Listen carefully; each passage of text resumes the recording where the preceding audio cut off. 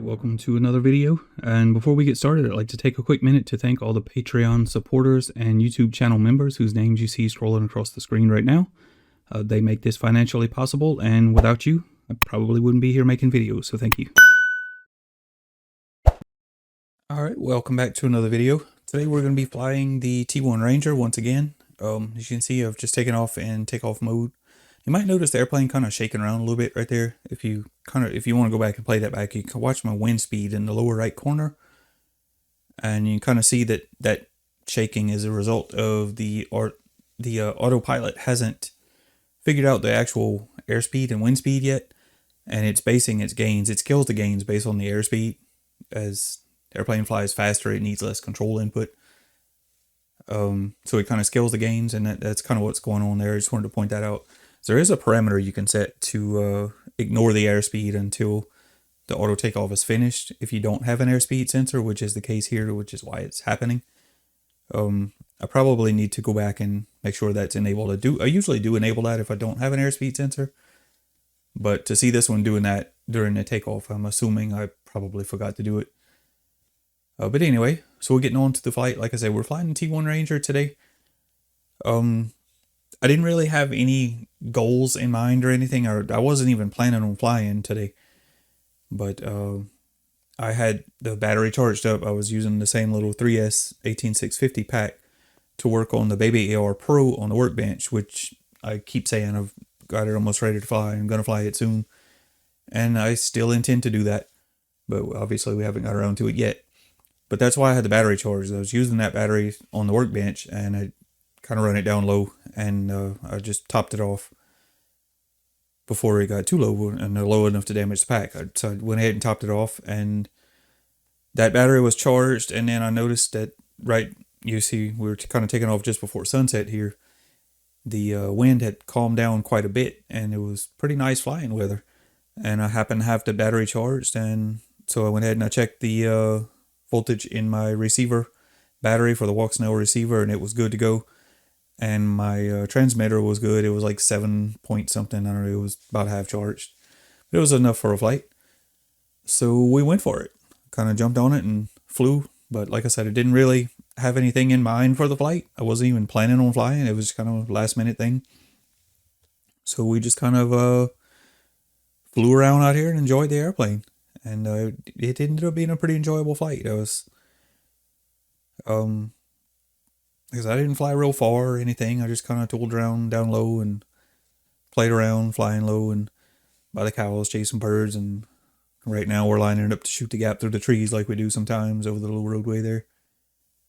I ended up flying most of this flight, pretty much all of it, in fly-by-wire. So we didn't have any cruise going on or anything. We're just kind of flying around, having fun. And just kind of watching my video quality as I go through the trees here. So I am doing the narration after this flight, because like I said, I wasn't even sure what I was going to do when I took off. I was flying for the sake of flying while I had a chance, so I didn't do any narration. So I'm recording all the narration later, so I'm not in the same frame of mind as I was when I'm flying. I can't tell you what I'm going to do before I do it, because I probably forgot some of the details. But you can see here we're turning back east. I'm going to fly out kind of in this area by the woods and stuff again. Some of the places we normally fly out here. But I do want to get your opinion on the image quality, the video quality, for a couple of reasons. For one, I'm flying the V2 transmitter, the Walksnail V2 with the Pro camera.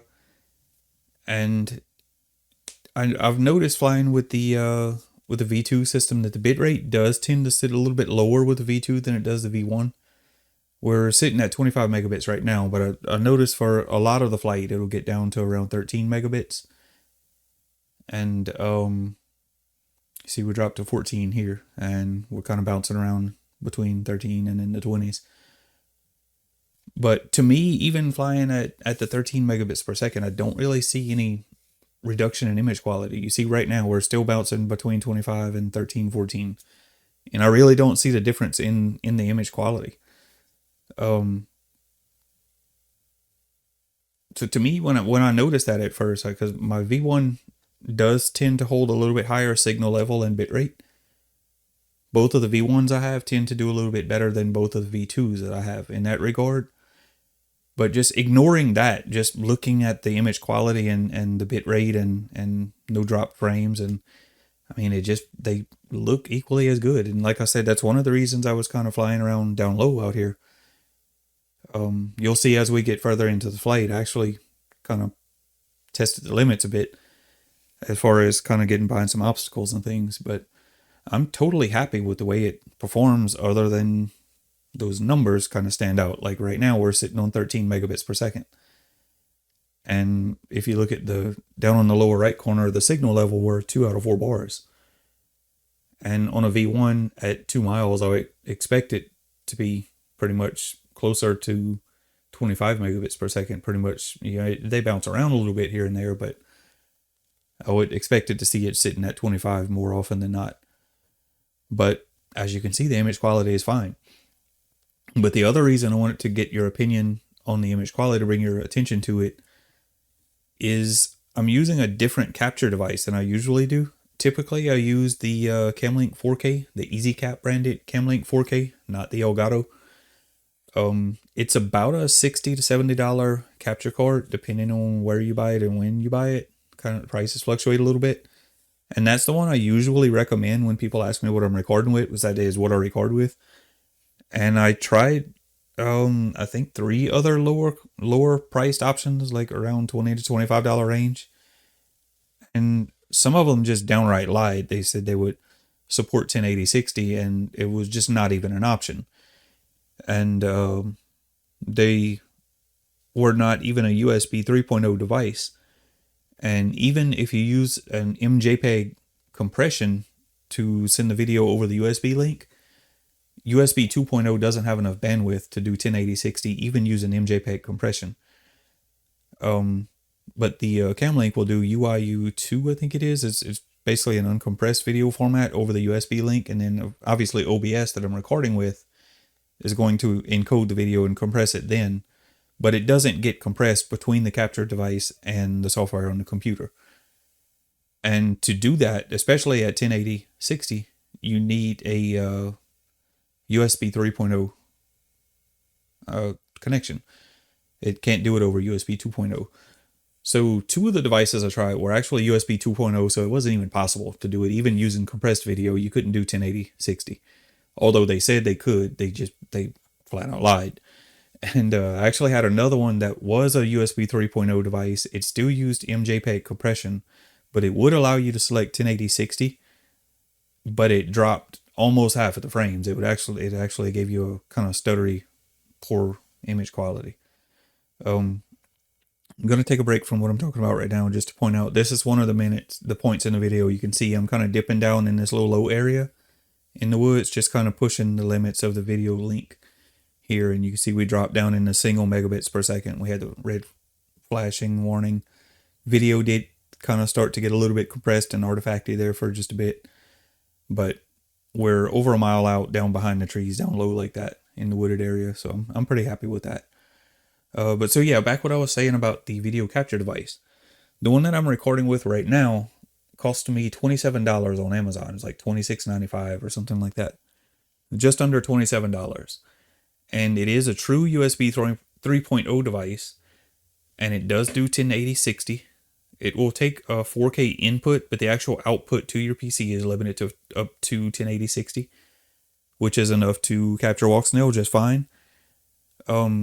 I don't think it supports anything higher than 60 frames per second, even in 720p. So if you're one of the guys that wants to record the high frame rate 720 option, I think it's 720-100 on walk snail. I don't think it's 120. I could be wrong about that. But this one won't do the higher frame rate. I don't think it will. I didn't try it, but it's not in the specs anywhere. But I guess for now, just assume that it doesn't. And if I find out I'm wrong later, I'll correct myself. But it will do a true 1080-60. And it also does it with uncompressed video. You can select MJPEG format, but it will also do the UIU2 uncompressed format into the PC, which gives you a better image quality. So personally, looking at the image quality right now versus what I normally record with, the capture device that costs more than twice as much, almost 3 times as much, I honestly can't see a difference. I think it does the job just as good. And what's more, it comes with the full size USB A connector, it's a 3.0 connector, but it comes with a little built-in USB C adapter, so that you can plug it into a USB device, a USB C device anyway. And well, obviously you can use adapters, but it comes with a little built-in adapter.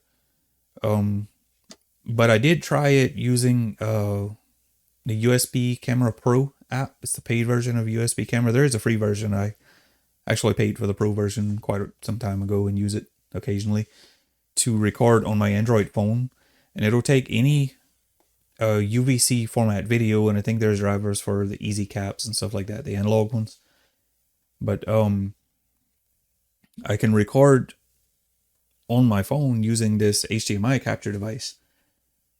Now, I believe if you have a phone with a USB 3.0 port, it should do the UIU2 compression and give you the 1080-60 option. But my phone, being the cheapskate I am, it's an older Motorola phone, and it has a USB-C port, but it's only a USB 2.0 protocol over that port. So I cannot push it to USB 3.0 speeds. But that did let me test it in a USB 2.0 port, and I can do MJPEG compression up to 1080-50. So if you're one of the guys that do PAL format and you want 50 frames per second, that is an option.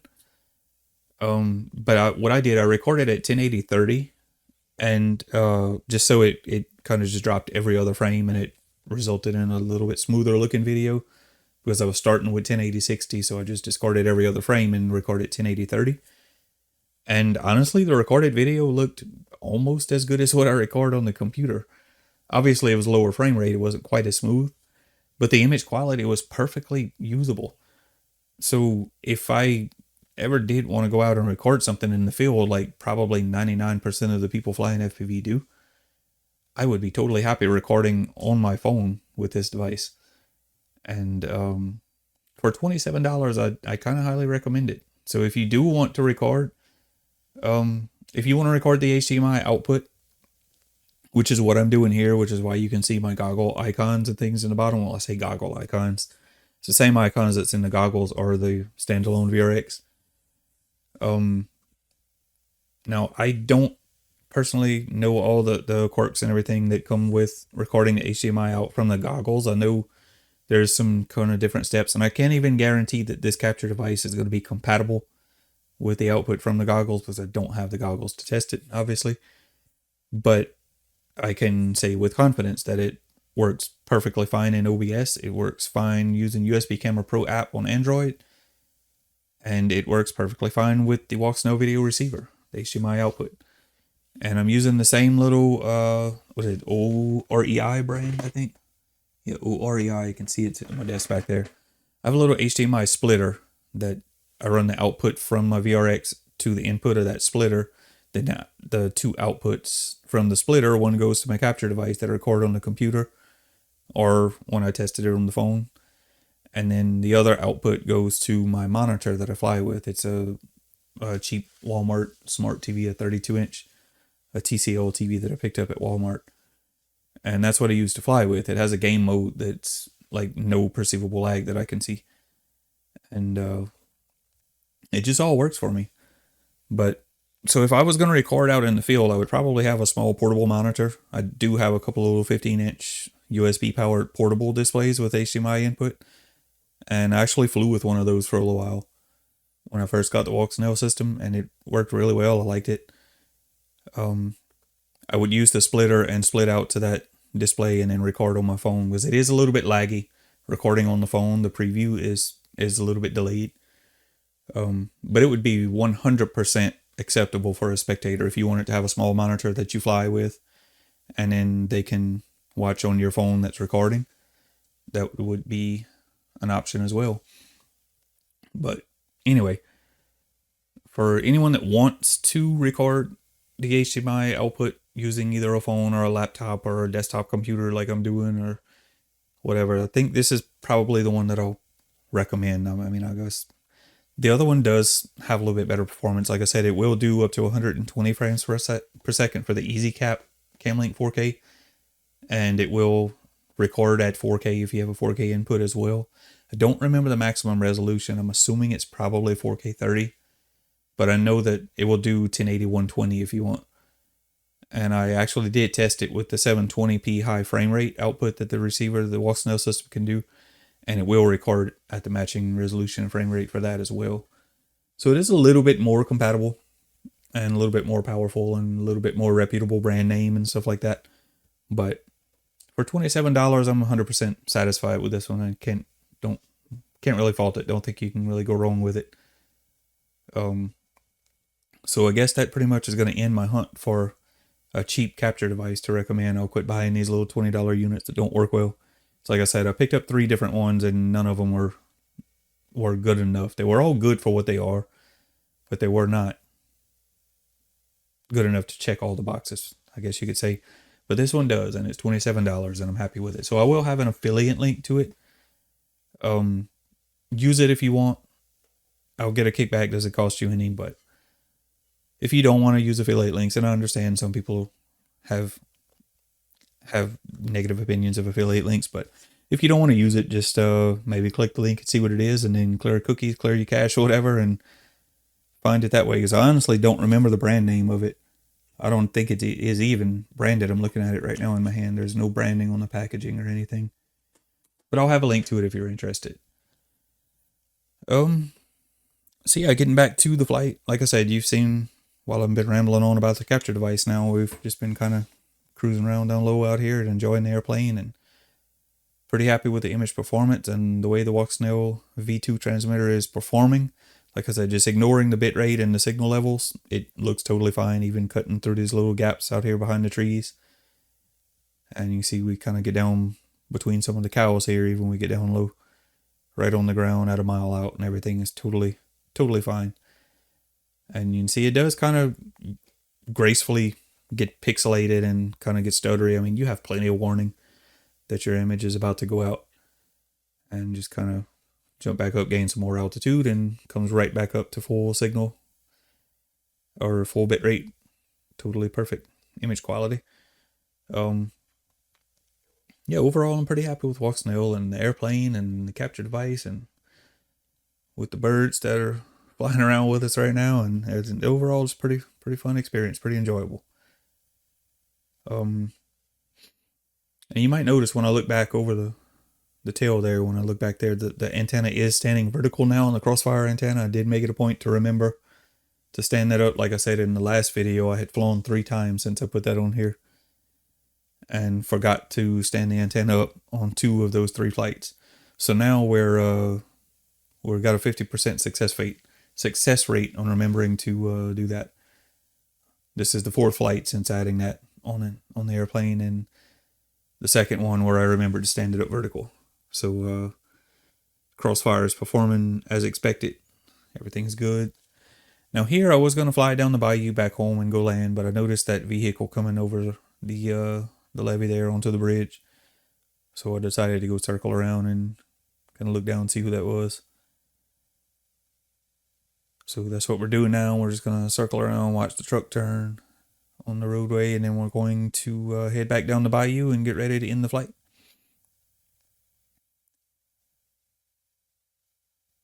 So yeah, like I said, we're just kind of cruising around out here and staying above the treetops. Because like I said, we did fly the majority, pretty much all of this flight in Fly-by-Wire A, which is stabilized, but you have full manual control over your throttle, and there's no heading or altitude hold or anything like that.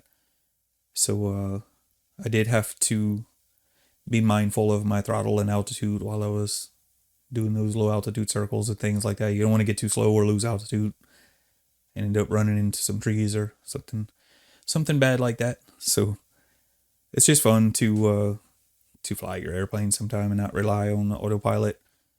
I still do like flying stabilized more than manual flight modes. Obviously I can fly manual, but I tend to enjoy flying stabilized more.